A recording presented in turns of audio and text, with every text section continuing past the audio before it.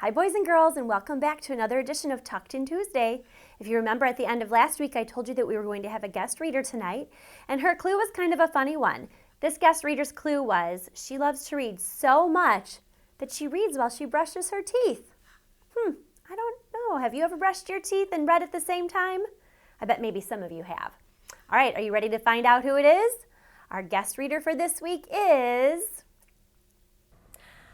Hi, RGS kids. It's Mrs. Marks, and I really do brush my teeth and read at the same time. Today, I get to share my love of reading with you. So the first book I'm going to read is We Don't Eat Our Classmates by Ryan T. Higgins. And I chose this book because it cracks me up, and so I thought it might make you laugh too. We Don't Eat Our Classmates by Ryan T. Higgins. Penelope Rex was nervous. It's not every day a little T-Rex starts school.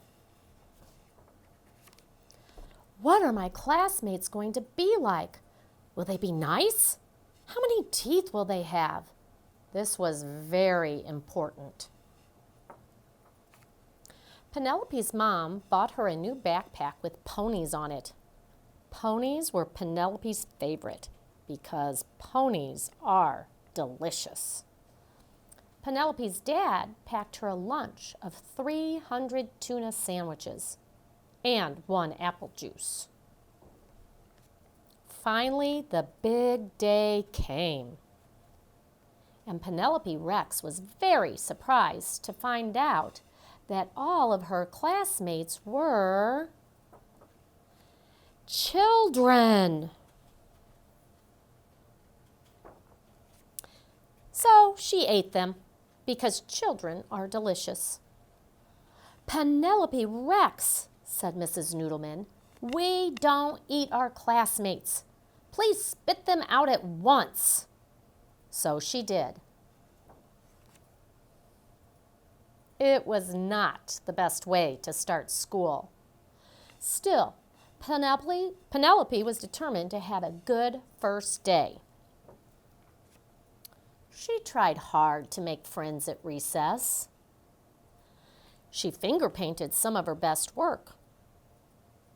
She even saved Griffin Emery a seat at lunch. You can sit here. Penelope started to notice everyone was making friends but her. It was lonely. When she got home, her dad asked about her first day of school. I didn't make any friends, Penelope cried. None of the children wanted to play with me. Penelope Rex, her father asked, did you eat your classmates? Well, maybe sort of just a little bit. Sometimes it's hard to make friends, said her dad, especially if you eat them. You see, Penelope, children are the same as us on the inside, just tastier. That gave Penelope a lot to think about. The next day, Penelope tried really hard. But poor Penelope, she could not stop herself from eating her classmates. Mrs. Noodleman, Penelope ate William Amato again. And they were all afraid of her. Except Walter. Walter was a goldfish. So Penelope tried to make friends with him. Will you be my friend? Chomp! Eee! Cried Penelope. He's eating my finger! Wah!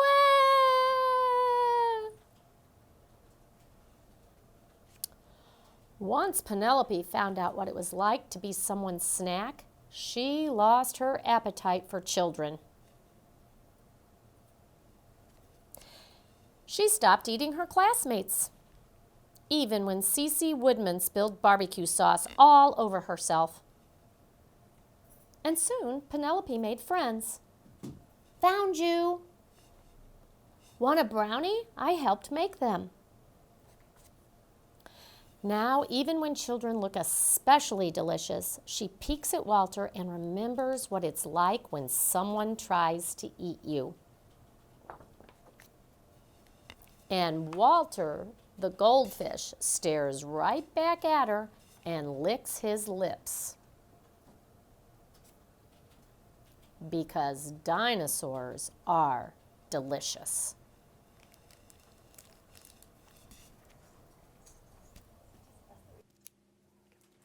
Boys and girls, I hope you loved We Don't Eat Our Classmates. I checked this out at the library, and so I'll return it so that it's there if you would like to check it out. The author is Ryan T. Higgins, so you'd look under H in the picture book area. We're going to continue reading Ramona Quimby, age 8, that Miss Cole started last week. Chapter 2, at Howie's House. Now be nice to Willa Jean, said Mrs. Quimby as she handed Ramona her lunchbox. Grown-ups often forgot that no child likes to be ordered to be nice to another child. Ramona made a face. Mother, do you have to say that every single morning? She asked in exasperation. Deep down inside, where she hid her darkest secrets, Ramona sometimes longed to be horrid to Willa Jean. Okay, I'll try to remember, said Mrs. Quimby with a little laugh. I know it isn't easy. She kissed Ramona and said, cheer up and run along or you'll miss your bus. Being a member of the Quimby family in the 3rd grade was harder than Ramona had expected. Her father was often tired, in a hurry, or studying on the dining room table, which meant no one could disturb him by watching television. At school, she was still not sure how she felt about Mrs. Whaley. Liking a teacher was important, Ramona had discovered when she was in the 1st grade. And even though her family understood, Ramona still dreaded that part of the day spent at Howie's house in the company of Mrs. Kemp and Willa Jean. Those were the bad parts of the 3rd grade. There were good parts too. Ramona enjoyed riding the bus to school, and she enjoyed keeping Yard Ape from getting the best of her. Then another good part of the 3rd grade began the 2nd week of school. Just before her class was to make its weekly visit to the school library, Mrs. Whaley announced, today and from now on we are going to have sustained silent reading every day. Ramona liked the sound of sustained silent reading, even though she was not sure what it meant, because it sounded important. Mrs. Whaley continued, this means that every day after lunch we are going to sit at our desks and read silently to ourselves any book we choose in the library. Even mysteries? Someone asked. Even mysteries, said Mrs. Whaley. Do we have to give book reports on what we read? Asked one suspicious member of the class. No book reports on your sustained silent reading books, Mrs. Whaley promised the class.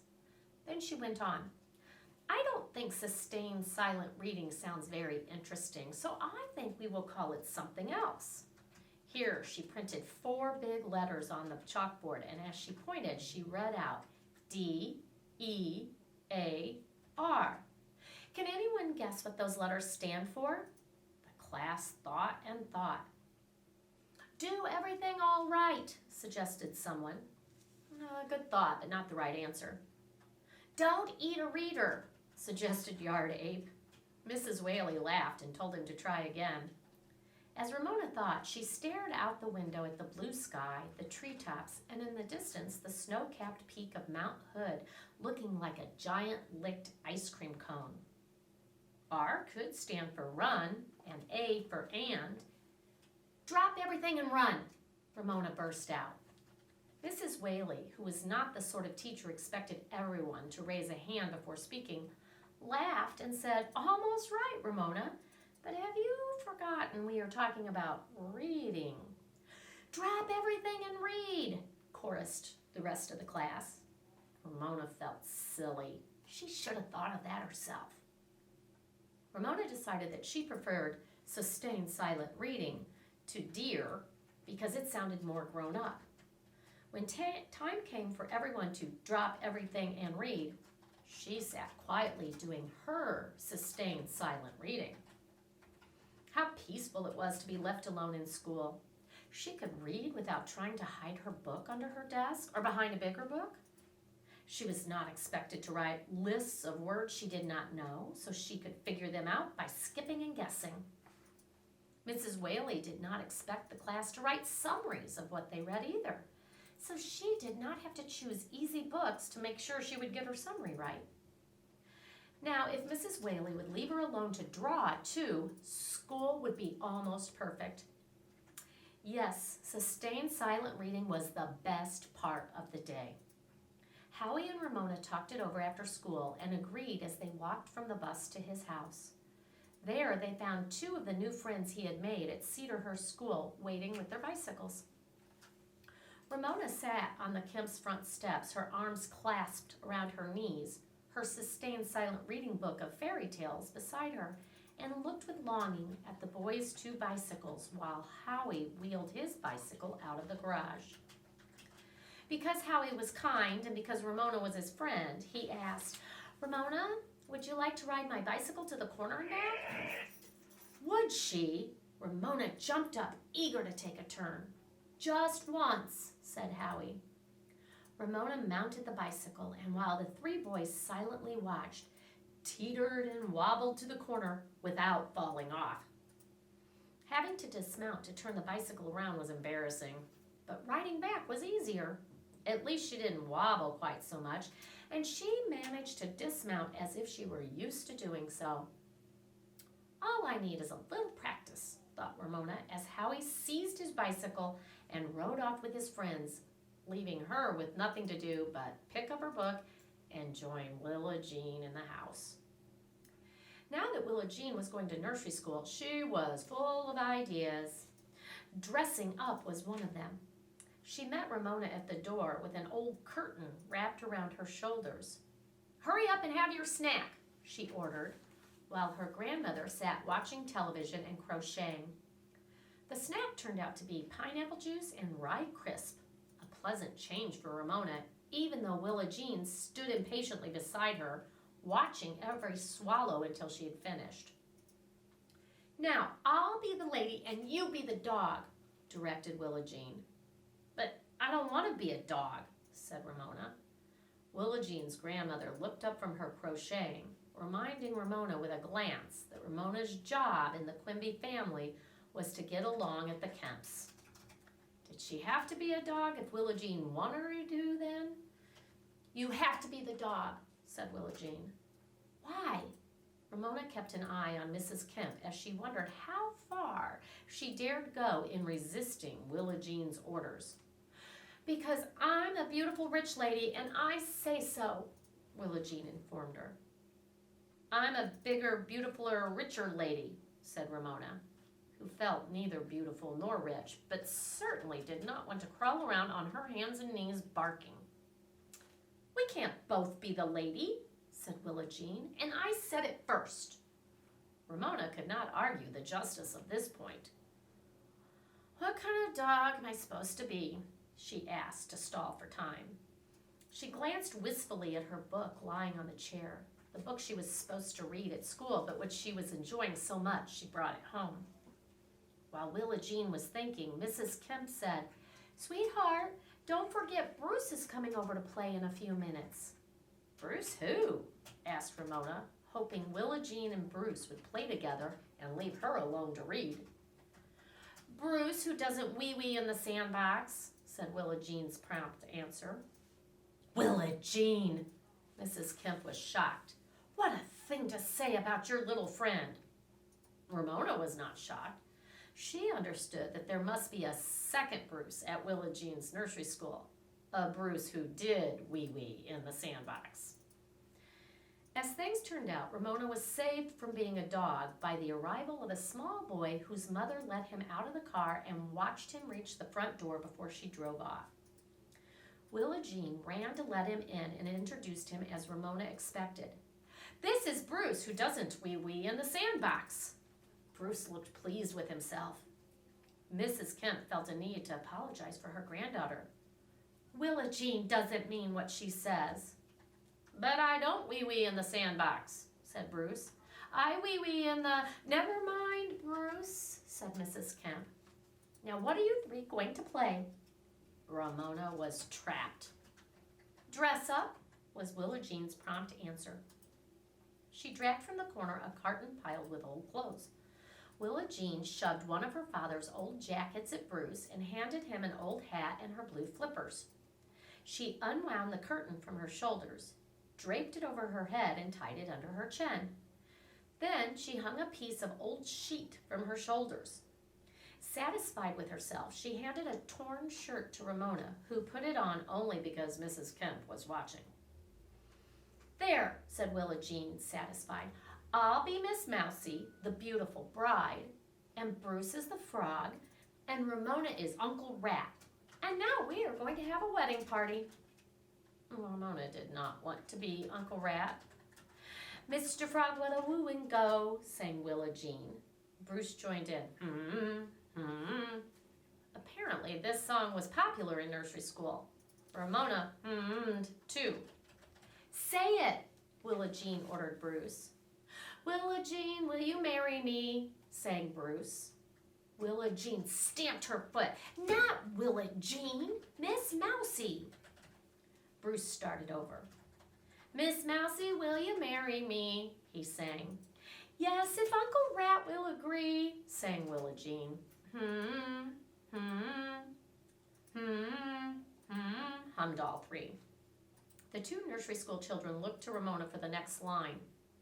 Since she did not remember the words used by Uncle Rat to give Mr. Frog permission to marry Miss Mousie, she said, "Sure, go ahead."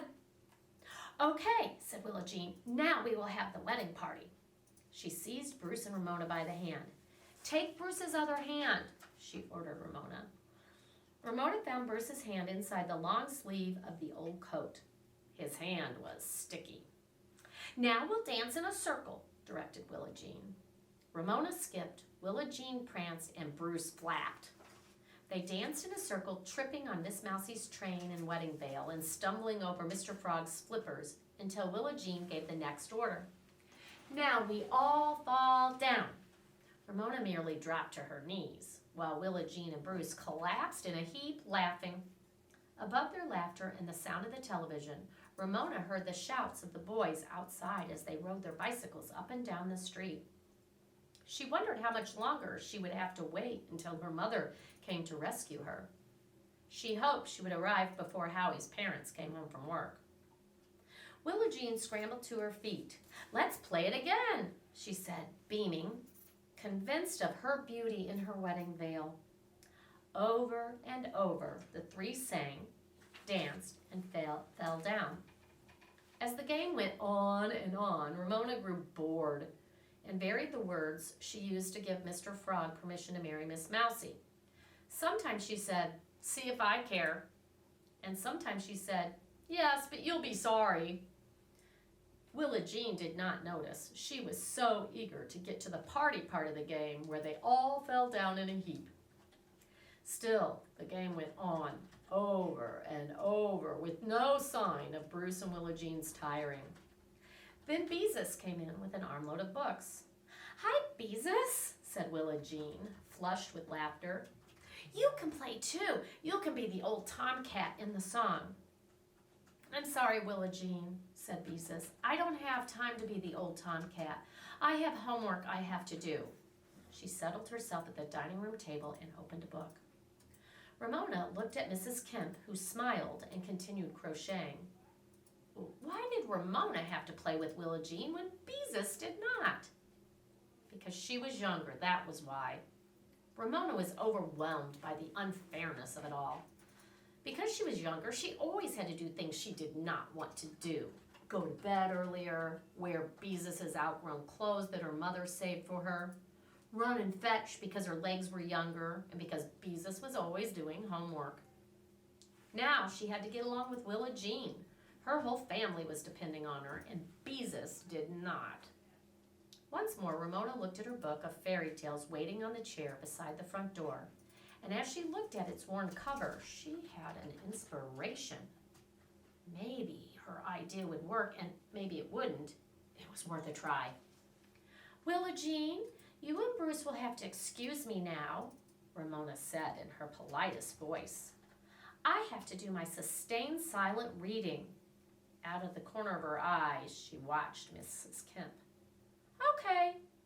Willa Jean was not only impressed by a phrase she did not understand, she had Bruce to boss around.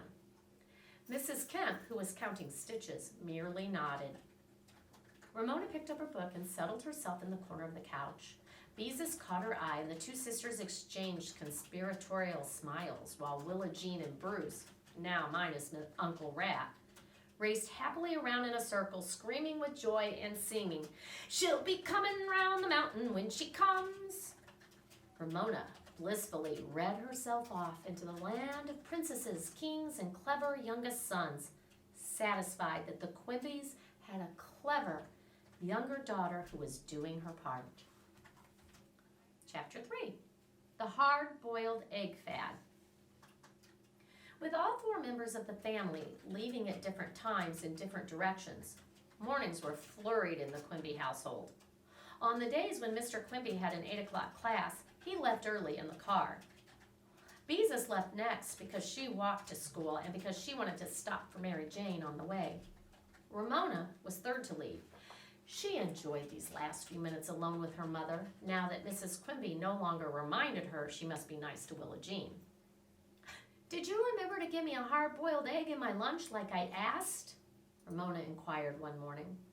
This week, hard-boiled eggs were popular with third graders, a fad started by Yard Ape, who sometimes brought his lunch. Last week, the fad had been individual bags of corn chips. Ramona had been left out of that fad because her mother objected to spending money on junk food. Surely her mother would not object to a nutritious hard-boiled egg. "Yes, I remembered the hard-boiled egg, you little rabbit," said Mrs. Quimby. "I'm glad you finally learned to like them." Ramona did not feel it necessary to explain to her mother that she still did not like hard-boiled eggs, not even when they had been dyed for Easter. Neither did she like soft-boiled eggs because she did not like slippery, slithery food. Ramona liked deviled eggs, but deviled eggs were not the fad, at least not this week.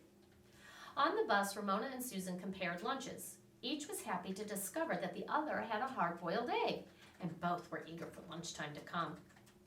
While Ramona waited for lunch period, school turned out to be unusually interesting. After the class had filled out their math workbooks, Mrs. Whaley handed each child a glass jar containing about 2 inches of a wet blue substance. She explained that it was oatmeal dyed blue. Ramona was the first to say, "Yuck." Most people made faces, and Yard Ape made a gagging noise. "Okay, kids, quiet down," said Mrs. Whaley. When the room was quiet, she explained that for science they were going to study fruit flies. The blue oatmeal contained fruit fly larvae. "And why do you think the oatmeal is blue?" she asked. Several people thought the blue dye was some sort of food for the larvae. Vitamins, maybe. Marcia suggested the oatmeal was dyed blue so the children wouldn't think it was good to eat. Everybody laughed at this guess. Who would ever think cold oatmeal was good to eat? Yard Ape came up with the right answer. The oatmeal was dyed blue so the larvae could be seen. And so they could. Little white specks. As the class bent over their desks making labels for their jars, Ramona wrote her name on her slip of paper and added age 8, which she always wrote after her signature. Then she drew tiny fruit flies around it before she pasted the label on her very own jar of blue oatmeal and fruit fly larvae. Now she had a jar of pets. "That's a really neat label, Ramona," said Mrs. Whaley. Ramona understood that her teacher did not mean tidy when she said neat, but extra good. Ramona decided she liked Mrs. Whaley after all. The morning was so satisfactory that it passed quickly. When lunchtime came, Ramona collected her lunchbox and went off to the cafeteria where, after waiting in line for her milk, she sat at a table with Sarah, Janet, Marcia, and other third-grade girls. She opened her lunchbox, and there, tucked in a paper napkin, snug between her sandwich and an orange, was her hard-boiled egg, smooth and perfect, the right size to fit her hand. Because Ramona wanted to save the best for last, she ate the center of her sandwich, tuna fish, and poked a hole in her orange so she could suck out the juice.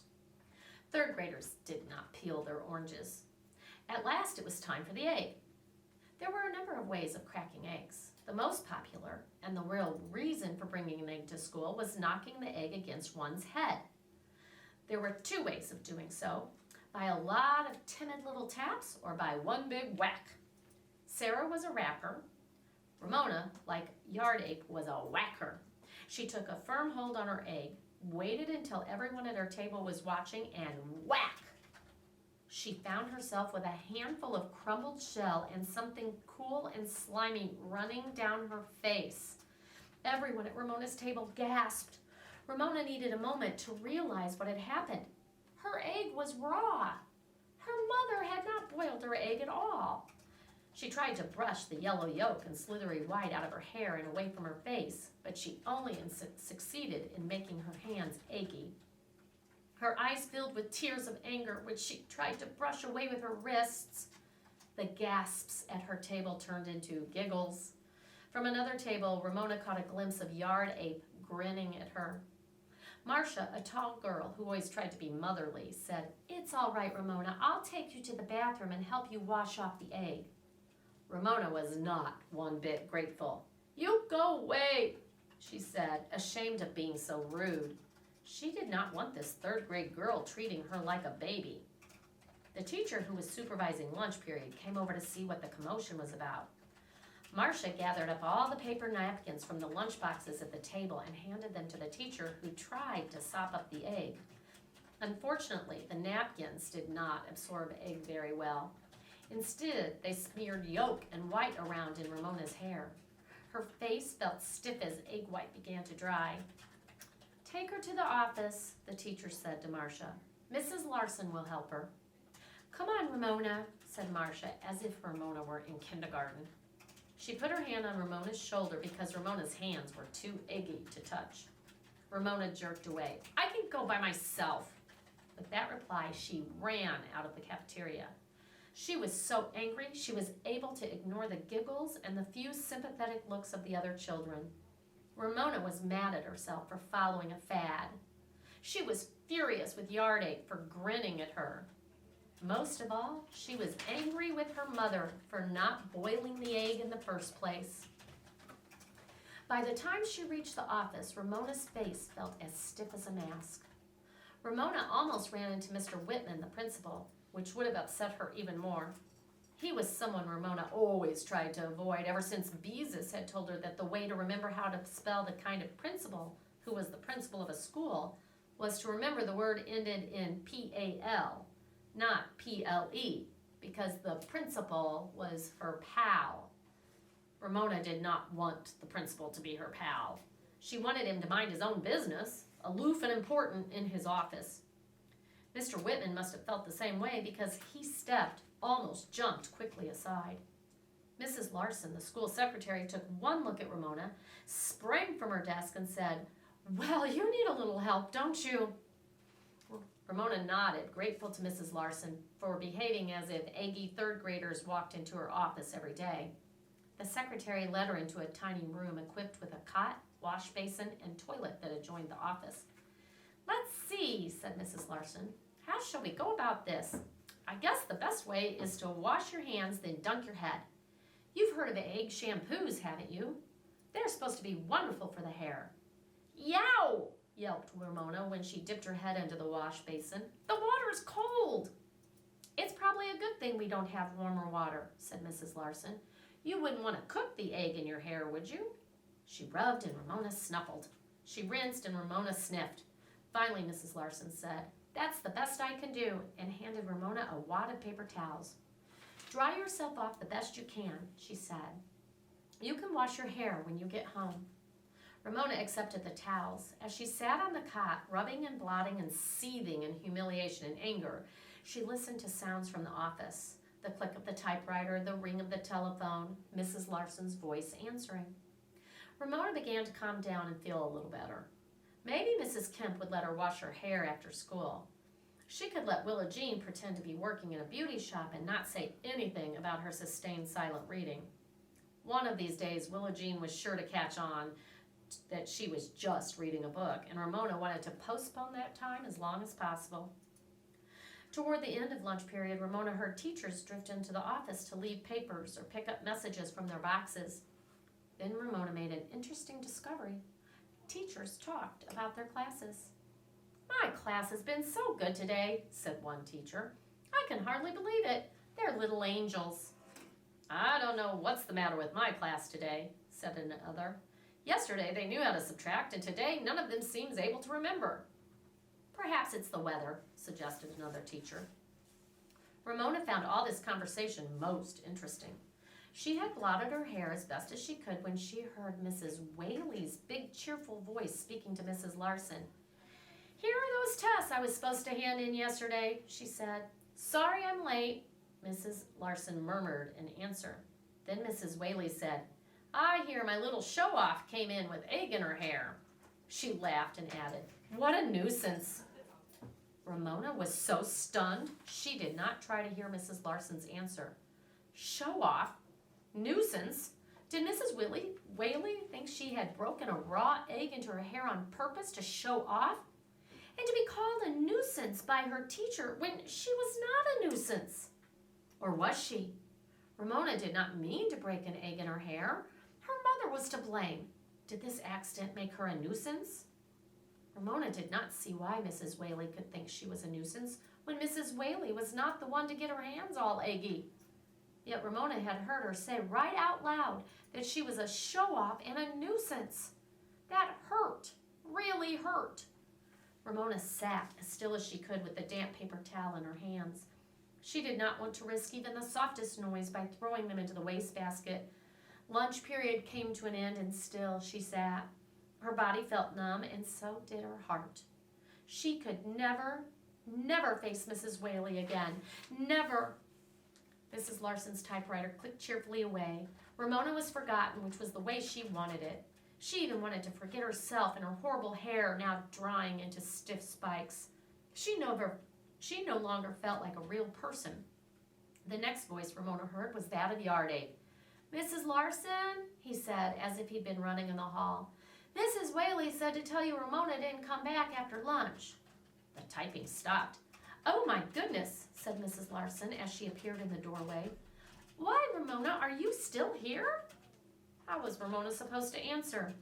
"Run along back to class with Danny," said the secretary. "I'm sorry I forgot all about you." "Do I have to?" asked Ramona. "Of course," said Mrs. Larson. "Your hair is almost dry. You don't want to miss class." Ramona did want to miss class. Forever. The third grade was spoiled. Forever. Come on, Ramona," said Yard Ape for once, not teasing. Surprised by sympathy from Yard Ape, Ramona reluctantly left the office. She expected him to go on ahead of her, but instead he walked beside her as if they were friends instead of rivals. Ramona felt strange walking down the hall alone with a boy. As she trudged along beside him, she felt she had to tell someone the terrible news. "Mrs. Whaley doesn't like me," she said in a flat voice. "Don't let old Whaley get you down," he answered. "She likes you okay. You're a good kid." Ramona was a little shocked at hearing her teacher called Old Whaley. However, she squeezed comfort from Yard Ape's opinion. She began to like him, really like him. When they reached their classroom, Yard Ape, perhaps thinking he had been too nice to Ramona, turned and said to her with his old grin, "Egghead." Oh, there was nothing for Ramona to do but follow him into the room. Sustained silent reading, or DEAR, as Mrs. Whaley called it, was over, and the class was practicing cursive writing, capital letters.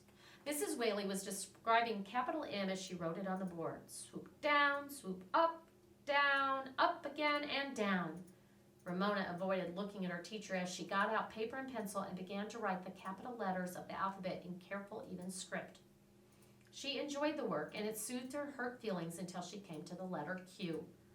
Ramona sat looking at the cursive capital Q, the first letter of her last name.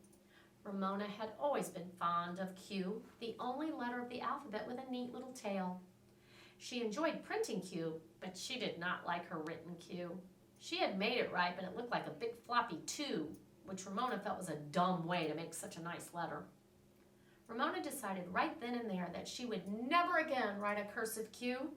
She would write the rest of her name, UIMBY, in cursive, but she would always, no matter what Mrs. Whaley said, print her capital Q's. So there, Mrs. Whaley, thought Ramona. You can't make me write a cursive Q if I don't want to. She began to feel like a real person again. Next week for Tucked In Tuesday, we'll continue Ramona Quimby, age 8, but your reader is someone from the school who loves cats and calendars. Tune in next week to find out who it is.